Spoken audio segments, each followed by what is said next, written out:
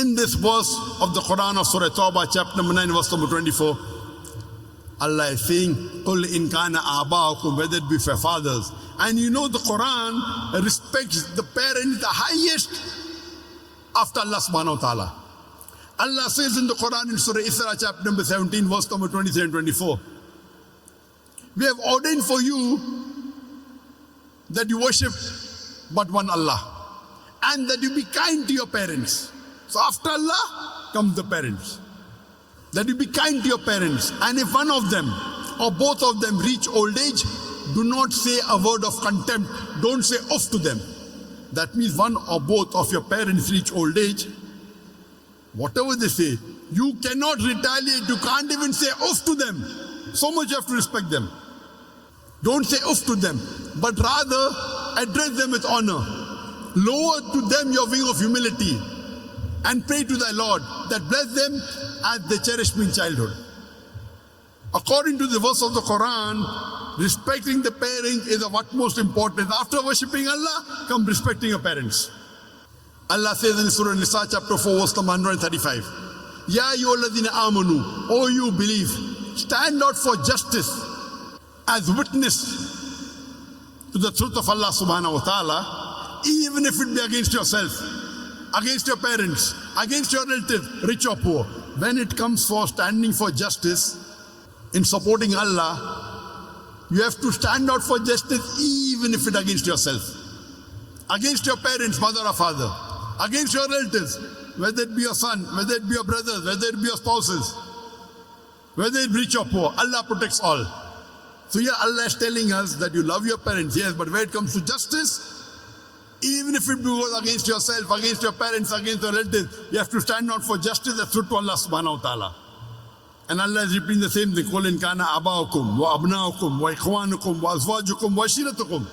Say whether it be for your fathers, or for your sons, or for your brothers, or for your spouses, wives and husbands, or for your relatives. And Allah continues, وَأَمْوَالٌ اقْتَرَفْتُمُوهَا, and the wealth that they have amassed. Allah says in Surah Baqarah, chapter number 2, verse number 261, that the parable of those who spend their way in the way of Allah subhanahu wa ta'ala, the parable of those who spend in the way of Allah subhanahu wa ta'ala is like a grain of corn. And that corn becomes 7 years, each year bearing 100 corns. That means that one grain becomes 700 grains.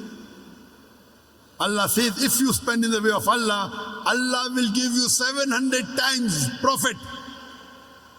In business terminology, 70,000% profit. If you spend in the way of Allah subhanahu wa ta'ala, Allah promises you 70,000% profit, 700 times profit. And Allah continues, Allah will give you much more. That means minimum profit Allah has guaranteed you if you spend in the way of Allah is 70,000%, 700 times profit. Allah continues, وَأَمْوَالٌ اقْتَرَفْتُمُوهَا وَتِجَارَةٌ تَخْشَوْنَ كَسَادَهَا وَمَسَاكِنُ تَرْضَوْنَهَا. The wealth you have amassed, the business in which you deal, the house in which you live. What are your considerations? Why are you afraid to do dawah? Why are you afraid to go for jihad in the way of Allah subhanahu wa ta'ala? Striving in the way of Allah subhanahu wa ta'ala. Are you worried about your wealth? The business in which you deal? Okay, if I do dawah with a non-Muslim, maybe I will lose my business. Maybe I'll have less customers. The wealth you have amassed, the business in which you deal, the house in which you live.